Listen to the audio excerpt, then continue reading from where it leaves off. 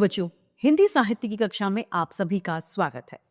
हिंदी साहित्य की कक्षा 2 का अध्याय पढ़ने की आदत डालो को आज हम पढ़ेंगे और समझेंगे। हिंदी साहित्य हमें सिर्फ बोलना यानी भाषा नहीं सिखाता, अपितु जीवन जीने की कला, उसके महत्व और मूल्यों से भी अवगत कराता है। तो आइए इस अध्याय को प्रारंभ करते हैं।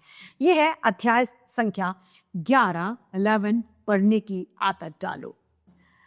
पाठ परिचय में बताया गया है कि हमारे जीवन में शिक्षा का बहुत ज्यादा महत्व है, बहुत जरूरी है हमारे जीवन में शिक्षा। इसीलिए हमें पढ़ने की लगन और पढ़ने की कोशिश करती रहना चाहिए। किसी भी कार्य में सफलता यानी किसी भी चीज की आप हमको सक्सेस पानी है तो उसके लिए 3 बातों का जरूरी होना होता है। पहली होती है इच्छा, हमारे मन में उसके लिए इच्छा होनी चाहिए। दूसरी लगन और तीसरा है कोशिश। हमें किसी भी चीज के लिए लगातार प्रयासरत रहना चाहिए, कोशिश करनी चाहिए। जब किसी चीज को पाने की इच्छा नहीं होती तब तक उसके लिए कोशिश भी नहीं की जा सकती। जैसे आज बच्चों की उत्सुकता यानी उनकी बेचैनी जो है टीवी देखने की होती है, क्योंकि टीवी आज घर घर में मौजूद है। आज सभी के घरों में टीवी पाया जाता है। बच्चों का मन टीवी पर आने वाले कार्टून, फिल्म और उनसे संबंधित दृश्यों में ज्यादा लगता है। स्कूल जाने से पहले और छुट्टी के समय तो बच्चे टीवी से चिपके ही रहते हैं। धीरे धीरे यह आदत, ये जो उनके करने की एक्टिविटी है, वो उनकी आदत बन जाती है कि रोज उन्हें टीवी देखना ही होता है। इस आदत को पूरा करने के लिए वे अपने माता पिता, भाई बहन तक की अनदेखी कर देते हैं। वो उनकी बात ही नहीं सुनते। अगर माँ कह रही है कि बेटा टीवी बंद कर दो, खाना खा लो, हाँ माँ अभी कर दूंगा, इस तरीके से होता रहता है। लेकिन उनकी इस आदत को बहुत अच्छा नहीं कहा जा सकता। इससे भले ही उनका मन लग रहा है, उनका मनोरंजन हो रहा है, उनका टाइम पास होता है, लेकिन इस छोटी आयु में उनकी आंखों और दिमाग पर टीवी के पर्दों का बहुत बड़ा गलत प्रभाव पड़ता है। क्या पड़ता है? गलत प्रभाव। बच्चों, अपनी इस आदत को यदि तुम किताबों में रुचि देने लगोगे यानी किताब पढ़ने लगोगे तो तुम्हारा भविष्य, आने वाला जो समय है, वो बहुत अच्छा हो सकता है। पुस्तकों यानी किताबों से प्राप्त होने वाला ज्ञान तथा शिक्षा जीवन भर स्थायी रहती है। वो हमेशा आपके पास ज्ञान रहेगा। कार्टून्स का क्या है, आज कोई और चल रहे हैं, आने वाले समय में कुछ और हो जाएंगे। लेकिन ज्ञान ऐसा है, अगर आपके पास है तो आपके पास हर स्थिति में आपका ज्ञान काम आ सकता है। उससे न तो आंखें खराब होती हैं और न ही दिमाग पर कोई गलत असर पड़ता है, बल्कि किताबों को पढ़ने से नए नए क्षेत्रों की जानकारी हमें प्राप्त होती है। दिमाग शक्तिशाली होता है।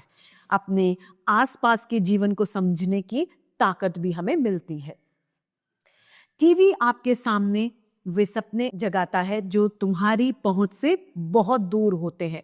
टीवी में जो दिखाया जाता है वो कभी भी सच नहीं होता। वो सिर्फ सपने दिखाती है कि ऐसा करने से ऐसा हो जाता है, लेकिन वो सच में नहीं होता।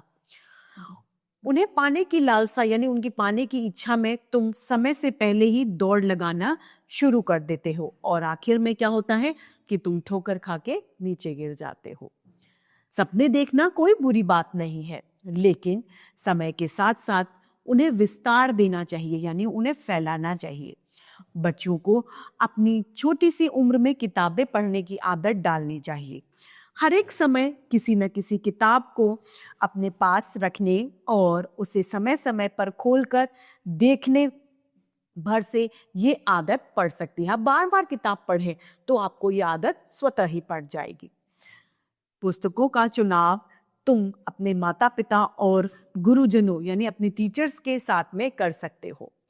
फिर तैयार हो जाओ, पुस्तकें पढ़ने की इच्छा मन में पैदा करो, उसे अपनी आदत बनाओ। पुस्तकों को हमेशा अपने पास ही रखो। पूरी लगन यानी पूरी इच्छा के साथ में कोशिश करो और उन्हें पढ़ते रहो। फिर देखना कि तुम अपने घर परिवार और आसपास के अपने लोगों में कितने प्यारे बन जाओगे। सभी लोग आपकी तारीफ करने लगेंगे। सभी आपकी तारीफ यानी प्रशंसा करेंगे कि तुम कितने अच्छे हो। पुस्तकें मूर्ख को ज्ञानी और शक्तिहीन को शक्तिशाली बना देती है। टीवी या अन्य मनोरंजनों में समय खराब करने वाले बच्चे गलत संगति में यानी गलत साथ वाले बच्चों के साथ पढ़कर अपने जीवन को खराब कर लेते हैं, बर्बाद कर लेते हैं। हमें ऐसा नहीं करना है।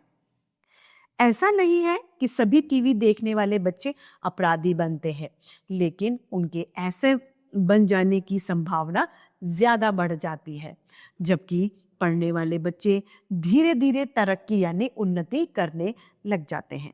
वे मनोरंजन के साथ साथ पुस्तकें पढ़ने की आदत डालकर तुम अपने जीवन को अच्छे से क्या कर सकते हो, संवार सकते हो। तो इसी के साथ हमारे हिंदी साहित्य की कक्षा आज ही समाप्त होती है।